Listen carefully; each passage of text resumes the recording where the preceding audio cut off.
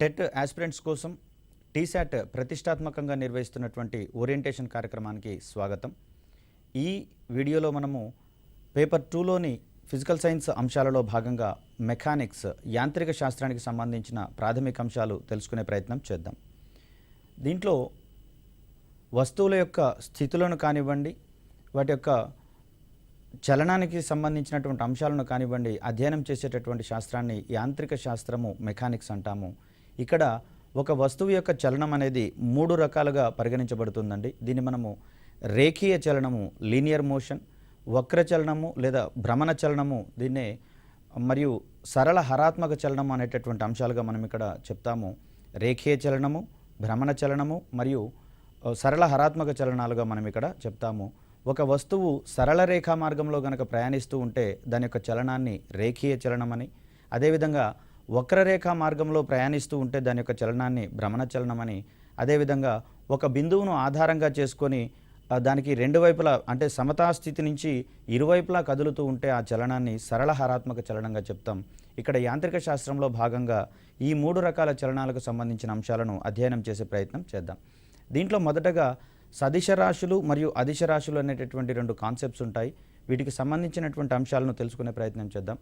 అదిశ రాశి అంటే ఏదైనా ఒక వస్తువుకు సంబంధించినటువంటి భౌతిక రాశికి పరిమాణము మరియు దిశ అనేటటువంటివి 2 వ్యవస్థితం అవుతాయి. అయితే దిశతో నిమిత్తం లేకుండా పరిమాణం మాత్రమే కలిగి ఉండేటటువంటి భౌతిక రాశిని అదిశ రాశి అని, దిశ మరియు పరిమాణం 2 ఉండేటటువంటి భౌతిక రాశిని సదిశ రాశిని వెక్టర్ అంటాము. అదిశ రాశిని స్కేలార్ అనేటటువంటి పదాలుగా చెప్తాం. సో ఇక్కడ చూస్తే రేఖీయ చలనానికి సంబంధించినటువంటి కొన్ని కీలకమైనటువంటి అంశాలు మనం అధ్యయనం చేయాల్సి ఉంటుంది. దీంట్లో దూరము డిస్టెన్స్ అనేటటువంటిది ఒక మొదటి అంశంగా చూస్తాము. చలనంలో ఉన్నటువంటి వస్తువు ప్రయాణించినటువంటి మార్గం యొక్క మొత్తం పొడవును మనం దూరంగా చెప్తాం, డిస్టెన్స్ అంటాం. అంటే అది రేఖీయ చలనం కావచ్చు, భ్రమణ చలనం కావచ్చు, అది ప్రయాణం చేసినటువంటి పథం యొక్క లేదా మార్గం యొక్క మొత్తం పొడవును దూరంగా చెప్తాం, డిస్టెన్స్ అని చెప్పేసి అంటాము. ఇక్కడ దిశతో నిమిత్తం లేదు, కేవలం పరిమాణం మాత్రమే అవసరం అవుతుంది దూరాన్ని తెలియచేయడానికి. కాబట్టి దూరాన్ని ఇక్కడ మనం అదిశ రాశిగా చెప్తాము, స్కేలార్ క్వాంటిటీగా చెప్తాం.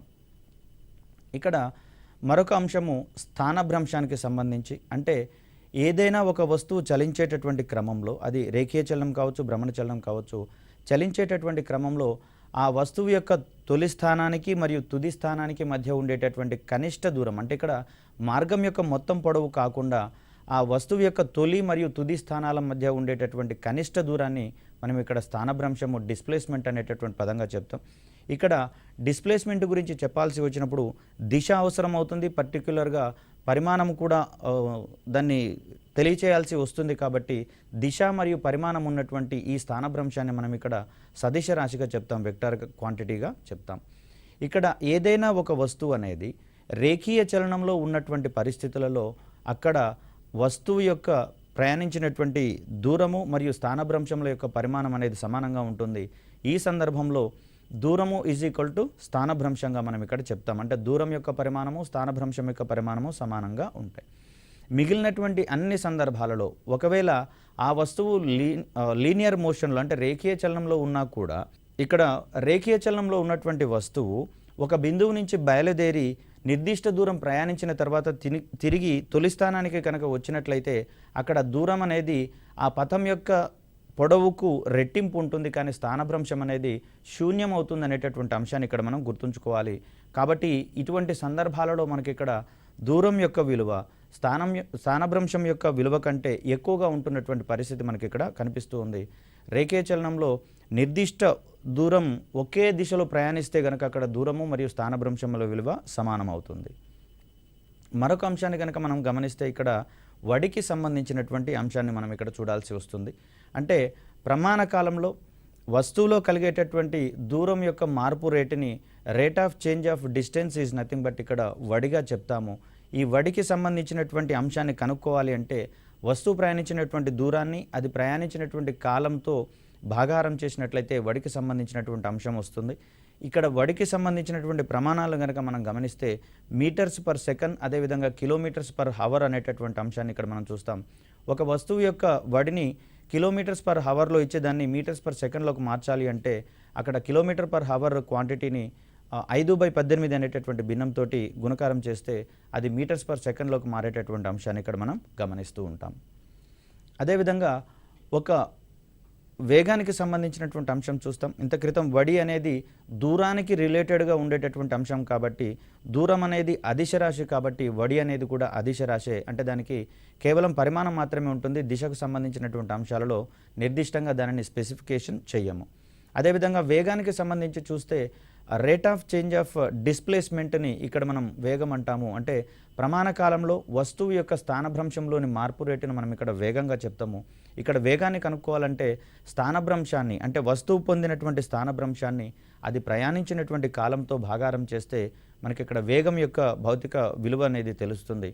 దీనికి కూడా ప్రమాణాలు వడికి మాదిరిగానే మీటర్స్ పర్ సెకండ్ మరియు కిలోమీటర్స్ పర్ హవర్గా దాన్ని మనం సింపుల్గా KMPH అనేటటువంటి టర్మ్తో చెప్తాం మనం ఇక్కడ.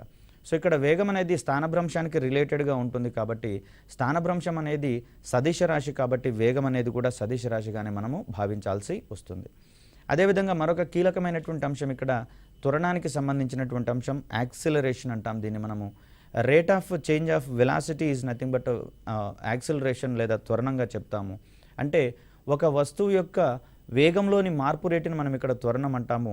దీన్నే మనము సమీకరణ రూపంలో రాసుకోవాలంటే తుది వేగానికి మరియు తొలి వేగానికి మధ్యలో ఉండేటటువంటి ఆ భేదాన్ని ఏదైతే ఉందో వస్తువు ప్రయాణించినటువంటి మొత్తం కాలంతో గనక భాగారం చేస్తే మనకి ఇక్కడ త్వరణానికి సంబంధించినటువంటి విలువ వస్తుంది.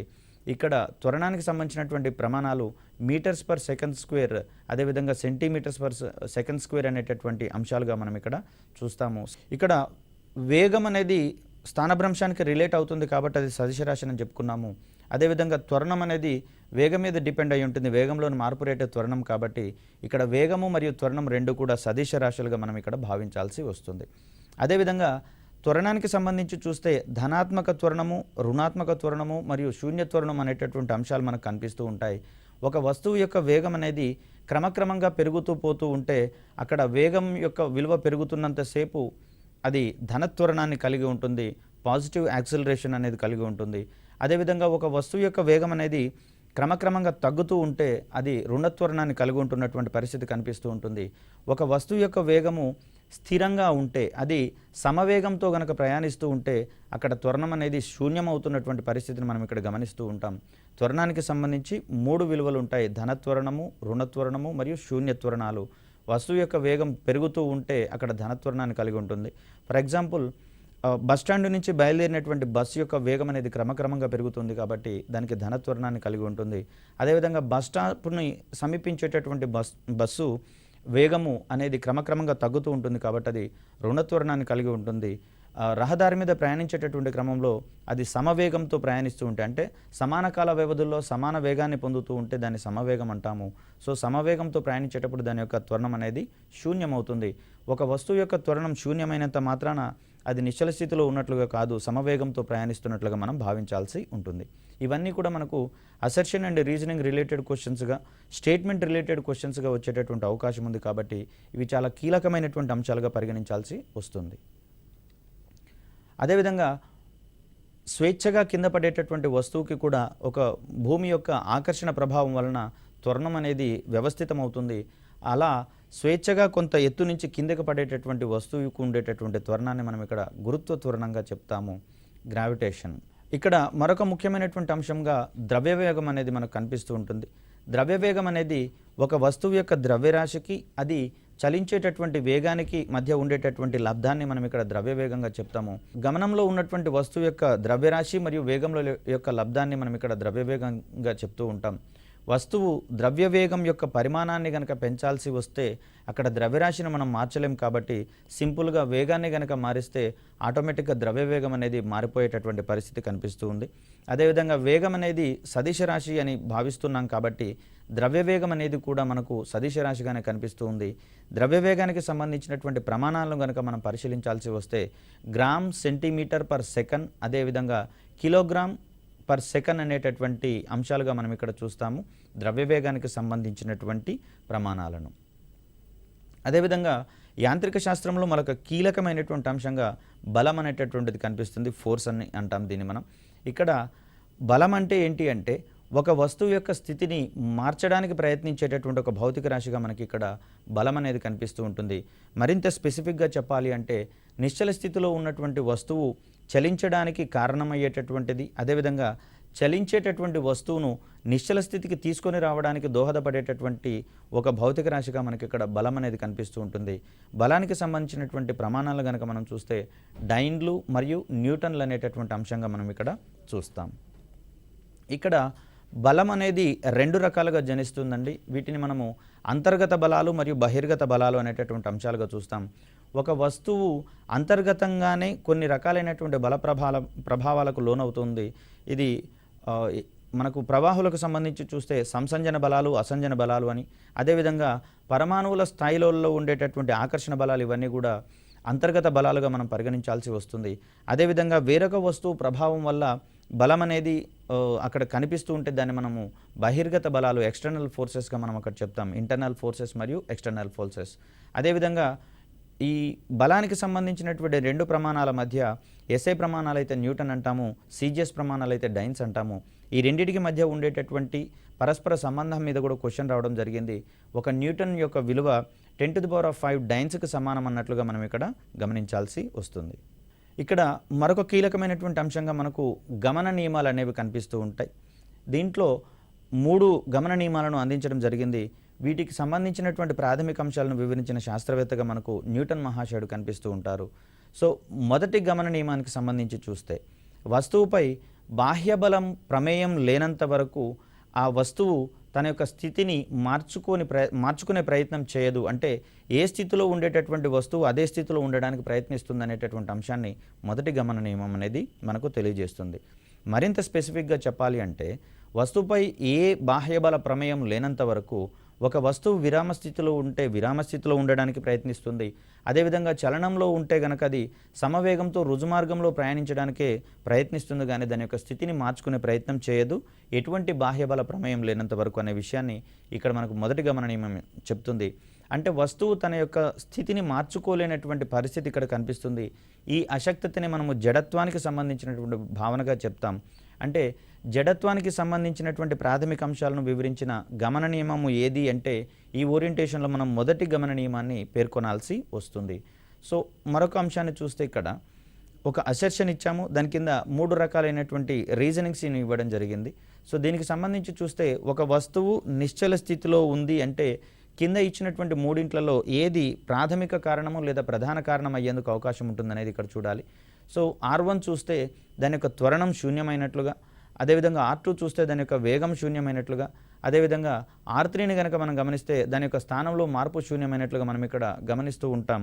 సో దీనికి సంబంధించి చూస్తే R1 R2 మాత్రమే సరైనవైనట్లుగా, R1 R3 మాత్రమే సరైనట్లుగా, లేదా R2 R3 మాత్రమే సరైనట్లుగా, R3 మాత్రమే సరైనట్లుగా మనం ఇక్కడ భావించాల్సి వస్తుంది.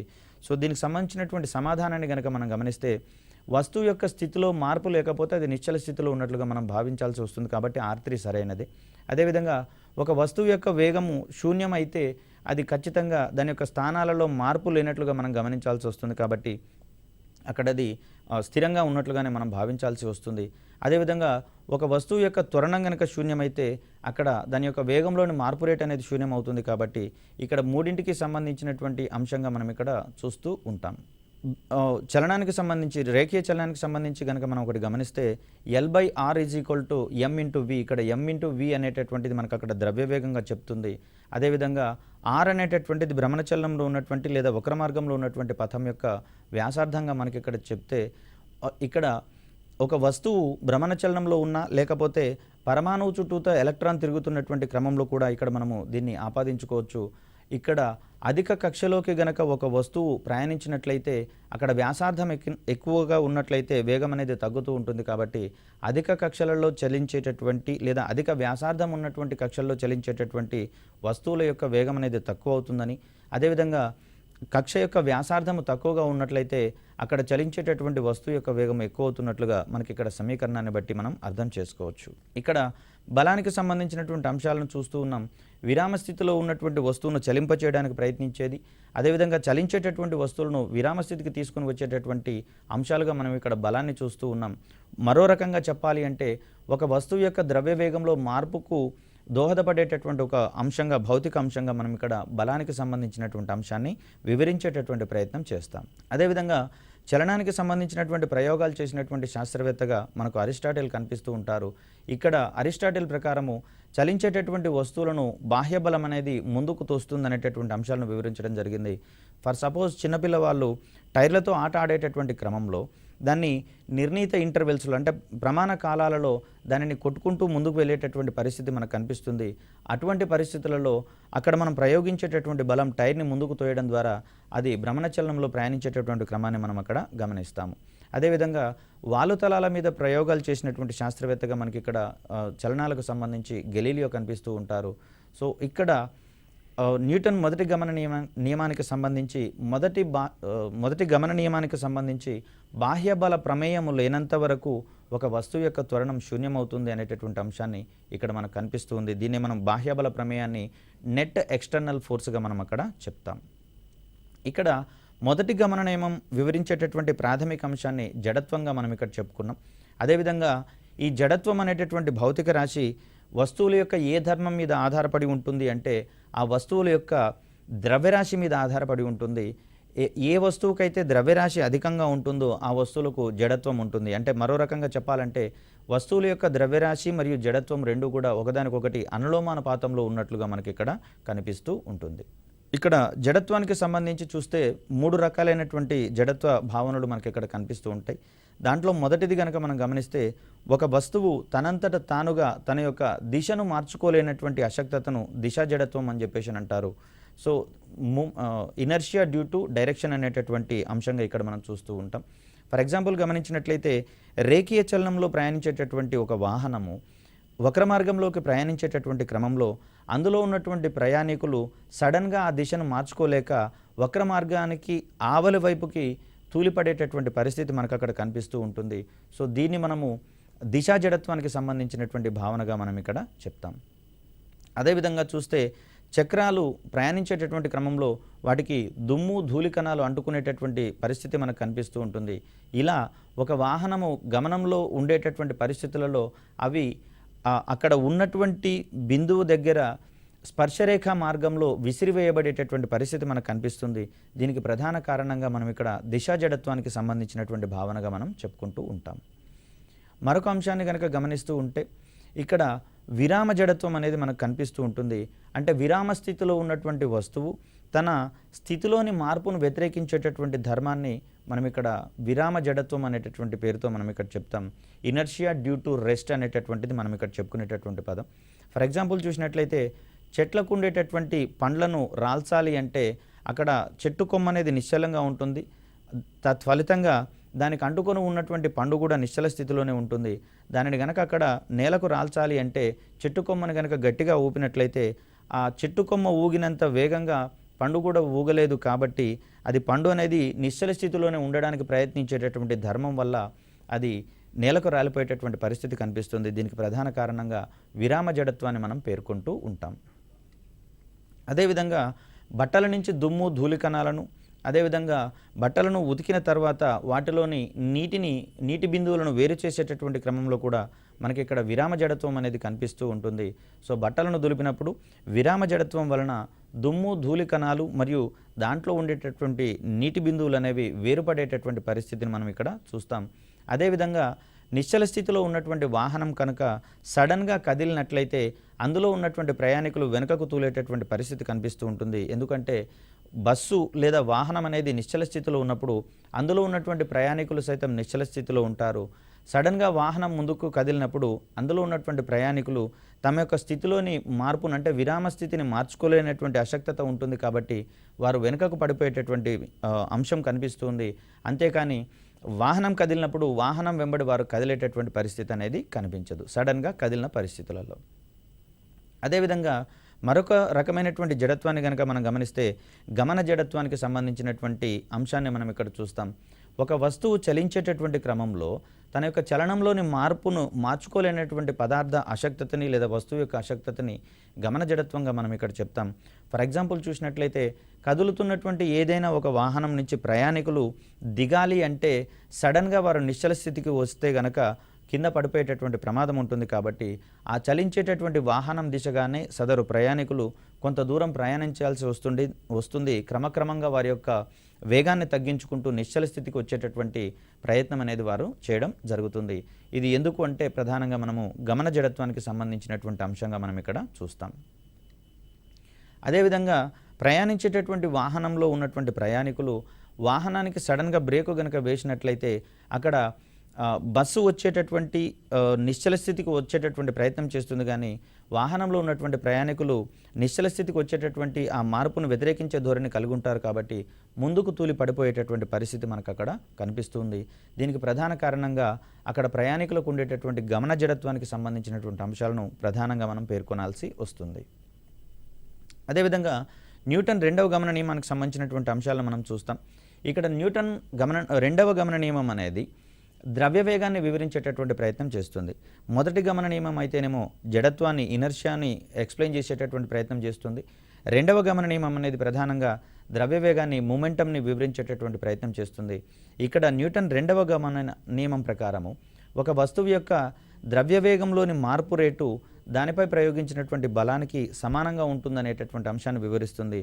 అంటే వస్తువు యొక్క ద్రవ్య వేగంలోని మార్పుకు ప్రధానంగా కారణమయ్యేది బలం అని చెప్పుకున్నాం. కాబట్టి వస్తువు యొక్క ద్రవ్య వేగంలోని మార్పు రేటు అనేది ఆ వస్తువు మీద ఎంత బలాన్ని అయితే ప్రయోగిస్తామో ఆ బలం యొక్క పరిమాణానికి సమానంగా మనం ఇక్కడ చెప్పుకుంటాం. దాన్నే మనం ఒక సమీకరణ రూపంలో రాస్తే F = ma అనేటటువంటి సూత్రంగా మనం ఇక్కడ చెప్తాం. ఇక్కడ F అనేది బలాన్ని, m అనేది వస్తువు యొక్క ద్రవ్యరాశిని, a అనేది ఆ వస్తువు యొక్క త్వరణాన్ని వివరించేటటువంటి ప్రయత్నం చేస్తుంది. ఇక్కడ మూడవ గమన నియమానికి సంబంధించి చూస్తే ఒక వస్తువు మీద ఏదైనా ఒక చర్య పనిచేసినట్లయితే దానికి సమానమైనటువంటి మరియు వ్యతిరేకమైనటువంటి ప్రతిచర్య అనేది ఎగ్జిస్ట్ అవుతుందనేటటువంటి అంశాన్ని న్యూటన్ మూడవ గమన నియమం అనేది మనకు అందించే ప్రయత్నం చేస్తుంది. ఈ న్యూటన్ మూడవ గమన నియమం ఆధారంగానే మనుషులు నడవడం అనేది జరుగుతుంది. అదేవిధంగా పక్షులు ఎగిరేటటువంటి క్రమంలో రెక్కల సహాయంతో గాలిని వెనుకకు తోస్తూ ఉంటే దానికి పరస్పర వ్యతిరేకమైనటువంటి ప్రతిచర్య ఏర్పడాలి. కాబట్టి అక్కడ పక్షులు అనేవి ముందుకు కదిలేటటువంటి ప్రయత్నం జరుగుతుంది. అదేవిధంగా చేపలు ఈదడంలో కూడా ఇదే రకమైనటువంటి న్యూటన్ మూడవ గమన నియమానికి సంబంధించినటువంటి ప్రిన్సిపల్ కనిపిస్తుంది. మరియు రాకెట్లు ప్రయాణించేటటువంటి క్రమంలో కూడా న్యూటన్ మూడవ గమన నియమం అనేది కనిపిస్తుంది. ఇక్కడ రాకెట్లు ప్రయాణించేటటువంటి క్రమంలో వాటిలో ఇంధనం మండడం ద్వారా వెలువడేటటువంటి వాయువులు సన్నగా ఉండేటటువంటి నాజిల్ గుండా అత్యంత వేగంతో వెనుకకు రావడం వల్ల అవి వ్యతిరేక దిశలో రాకెట్ని పైకి తోసేటటువంటి ప్రయత్నం కనిపిస్తూ ఉంది. తత్ఫలితంగా రాకెట్ అనేది పై దిశలో ప్రయాణించేటటువంటి క్రమాన్ని మనం ఇక్కడ చూస్తాం. అదేవిధంగా ఏదైనా ఒక బెలూన్లో నిండుగా గాలిని ఊది సడన్గా దాని యొక్క మూతిని దారాన్ని కట్టి వదిలేసినట్లయితే అక్కడ గాలి అనేది సన్నగా ఉన్నటువంటి ద్వారం గుండా బయటకు రావడానికి ప్రయత్నం చేస్తుంది. అదేవిధంగా ఎట్ ద సేమ్ టైం ఆ గాలి అనేది బెలూన్ని ముందుకు నెట్టివేస్తుంది. కాబట్టి బెలూన్ ముందుకు ప్రయాణించేటటువంటి క్రమాన్ని మనం అక్కడ చూస్తాం. వీటన్నిటికీ సంబంధించినటువంటి బేసిక్ ప్రిన్సిపల్గా మనం ఇక్కడ న్యూటన్ మూడవ గమన నియమానికి సంబంధించిన అంశాన్ని వివరిస్తాం. ఇక్కడ రెండవ గమన నియమం అనేది ద్రవ్యవేగానికి సంబంధించినటువంటి అంశాన్ని వివరిస్తుందని చెప్పుకున్నాము. దీనికి సంబంధించినటువంటి మరొక కాన్సెప్ట్గా మనము ప్రచోదనం అనేటటువంటి అంశాన్ని వివరించాలి. దీన్ని మనం ఇంపల్స్ అనేటటువంటి టర్మ్తో చెప్తాము. ఇక్కడ ఏదైనా ఒక వస్తువు మీద అధిక బలం అనేది స్వల్పకాలం పాటు పనిచేసినట్లయితే ఆ బలం యొక్క ప్రభావాన్ని మనం అక్కడ ప్రచోదనంగా, ఇంపల్స్గా చెప్పుకుంటూ ఉంటాం. ఇక్కడ ప్రచోదనానికి సంబంధించినటువంటి ప్రమాణాలు గనక మనం గమనించాల్సి వస్తే డైన్ సెకండ్ మరియు న్యూటన్ సెకండ్ అనేటటువంటి అంశాలుగా మనం ఇక్కడ చూస్తాము.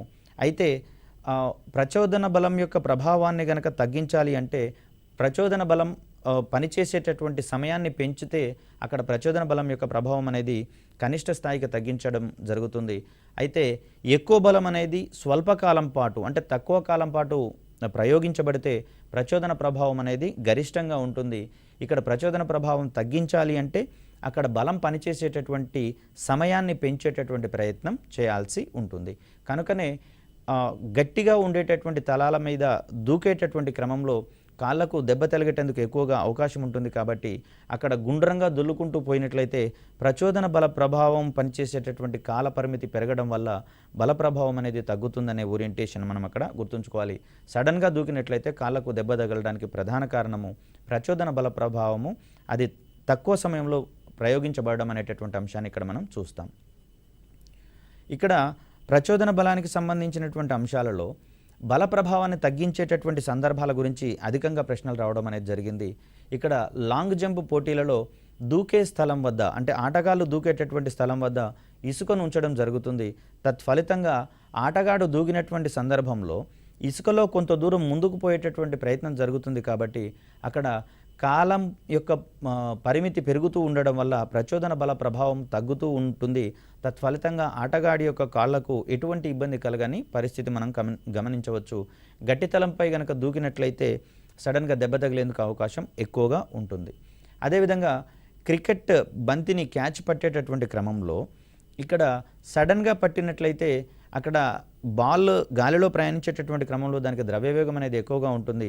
మరి ఆ ద్రవ్యవేగం అనేది స్వల్పకాలం పాటు మన చేతుల మీద ప్రయోగించబడినట్లయితే చేతులకు నొప్పి పుట్టేటందుకు ఎక్కువ అవకాశాలు ఉంటాయి. కాబట్టి అక్కడ ఫీల్డర్ కావచ్చు, ఇతర పర్సన్స్ కావచ్చు, ఆ క్యాచ్ పట్టేటటువంటి సందర్భంలో బాల్ వచ్చే దిశలోనే ఆ చేతిని వెనుకకు గనక లాగినట్లయితే ప్రచోదన బలం యొక్క ప్రభావం అనేది కొంతకాలం ఎక్కువసేపు ప్రయోగించబడడం వల్ల ప్రభావం తగ్గుతుంది. తద్వారా చేతులకు ఎటువంటి నొప్పి కలగని పరిస్థితి అనేది కనిపిస్తూ ఉంటుంది.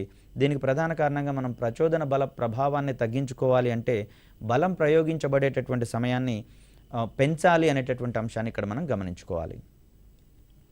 అదేవిధంగా రన్నింగ్ బస్సు నుంచి వ్యక్తులు దిగేటటువంటి క్రమంలో సడన్గా దిగకుండా బస్తో పాటుగా కొంత దూరం ప్రయాణించాల్సి వస్తుంది. దీనికి ప్రధాన కారణంగా అక్కడ సడన్గా దిగినట్లయితే మనకు బల ప్రభావం వల్ల ఎక్కువగా పెయిన్ వచ్చేటటువంటి అవకాశం ఉంది.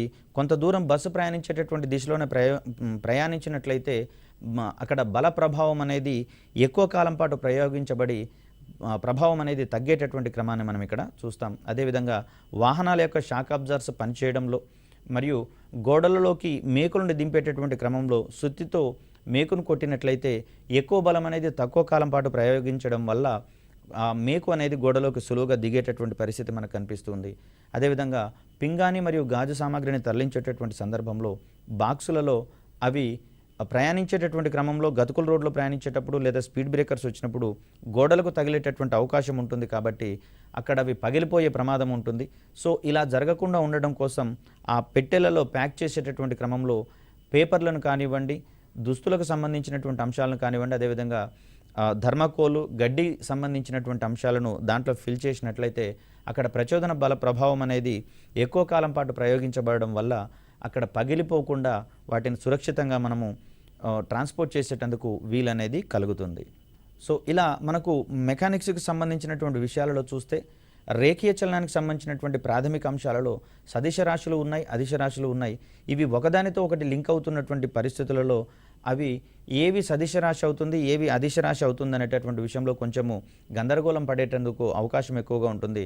మనకు మెయిన్లీ మార్క్స్ రావడానికి ఎక్కడైతే కన్ఫ్యూజింగ్ ఏరియా ఉంటుందో అక్కడే ఎక్కువ క్వశ్చన్స్ అడిగేందుకు అవకాశం ఉంటుంది. కాబట్టి వీటిని చాలా అవగాహనతో నేర్చుకోవాల్సినటువంటి అవసరం ఉంది. అదేవిధంగా న్యూటన్ గమన నియమాలకు సంబంధించినటువంటి అనువర్తనాలు, అప్లికేషన్స్ మీద ఎక్కువగా మనకు క్వశ్చన్స్ వచ్చేటందుకు అవకాశం ఉంది. మరియు ఇదే ఓరియంటేషన్లో మనకు ప్రచోదనానికి సంబంధించి కూడా ప్రచోదన బల ప్రభావాలను తగ్గించుకునేటటువంటి సందర్భాలన్నీ కూడా అప్లికేషన్ ఓరియంటెడే. కాబట్టి ఈ ఏరియాలలో మనం కీలకమైనటువంటి క్వశ్చన్స్ని ఎక్స్పెక్ట్ చేసేటటువంటి అవకాశం ఉంది. సో ఇలా అభ్యర్థి తన నిత్య జీవితంలో ఉన్నటువంటి ఉదాహరణల నుంచి తను నేర్చుకున్నటువంటి కాన్సెప్ట్ని అప్లై చేసుకుంటూ చదువుతూ ఉండడం వల్ల సంబంధిత అంశాలు అనేవి మనకు ఎక్కువగా గుర్తుంచుకోవడానికి, ఎక్కువ కాలం గుర్తుంచుకోవడానికి అవకాశం ఉంటుంది. కాబట్టి మరొక రకంగా చూస్తే టెట్ యొక్క సిలబస్సు, డిఎస్సి యొక్క సిలబస్సు దాదాపుగా సమానంగా ఉంటున్నటువంటి పరిస్థితులలో ఒకటే ప్రిపరేషన్తో రెండు రకాలైనటువంటి నోటిఫికేషన్స్కి ప్రిపేర్ అయ్యేటందుకు అవకాశం ఉంటుంది. కాబట్టి టెట్ అభ్యర్థులకు ఉన్నటువంటి ఈ సదవకాశాన్ని వినియోగించుకుంటూ టీసాట్ కార్యక్రమాల ద్వారా మీ యొక్క టెట్ ప్రిపరేషన్ని బలోపేతం చేసుకుంటూ మంచి మార్కులు సాధించాలని ఆశిస్తున్నాం. మరొక చక్కటి వీడియోతో మిమ్మల్ని కలిసే ప్రయత్నం చేస్తాను. అప్పటి వరకు సెలవు. ధన్యవాదాలు.